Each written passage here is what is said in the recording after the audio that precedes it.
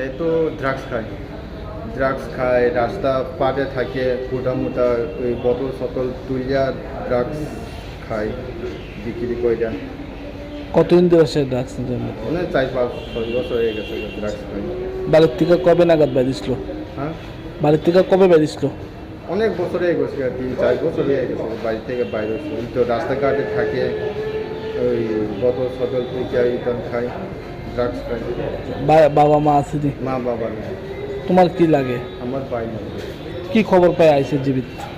জীবিতে খবর পাইছি, ওই তো হসপিটালে ভর্তি করছে, খবর পাইছে, আইসি আর কি, খবর পাই আইসি। আয়া কি দেখছে? আয়া দেখছি তো শরীর খুব খারাপ, তারপরে 2-3 দিন পরে মারা গেছে।